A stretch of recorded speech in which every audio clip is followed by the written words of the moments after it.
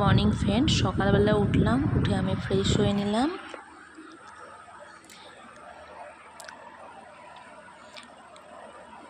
আমি এরপর সকালে ঘুম থেকে উঠে মুখটা ধুয়ে এসে আমি মুখটায় অ্যালোভেরা জেলটা দিয়ে নিলাম, যেটা আমার রোজ রুটিন সকালের, সেটা আমি সেরে নিলাম।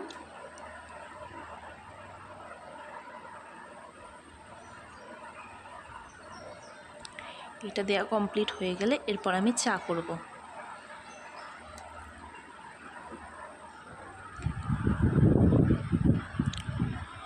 দেখো, আমি চা করতে গিয়ে সামান্য যা ঘেমে গেলাম, সারাটা দিন তো পড়েই আছে।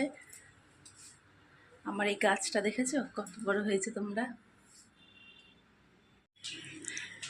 এবার আমি উপরে চলে আসছি তোমার দাদাকে চাটা দিতে।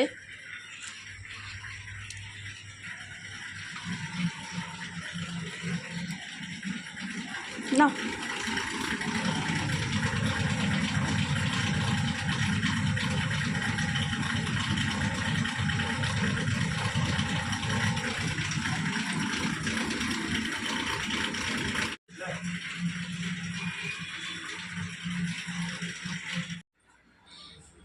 তো গাছটায় আমি সকালে উঠে জল দিলাম। এই মানি প্ল্যান্টার গাছটায় আমি সকালে উঠে জল দিয়ে, দেখেছো কত বড় হয়ে গেছে গাছটা আমার। আমি ছোট্ট একটা গাছ লাগিয়েছিলাম, আস্তে আস্তে এটা এতটাই বড় হয়ে গেছে। তো অনেকেই বিশ্বাস করে না যে এটা আসল গাছ।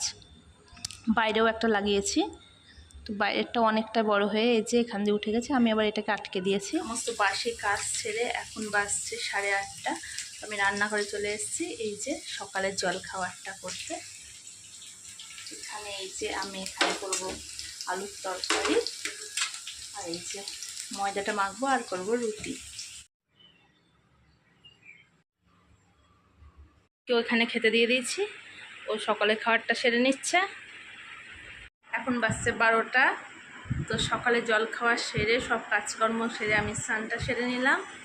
তো স্নান করে নিয়েছি, এবার আমি পুজো দিব। তো দুপুরে রান্না খাওয়ার পর আমি চলে এসেছি বাবার বাড়িতে কাশিমবাজারে, কারণ কাল জানোই তো কাল ষষ্ঠী।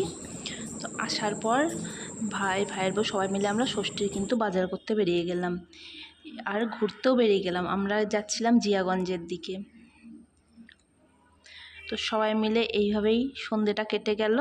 তো ব্লগটা আর বেশি বড় করলাম না। আমার ভিডিওটা যদি ভালো লেগে থাকে আমার চ্যানেলটা তোমরা সাবস্ক্রাইব করে দিও। বাই।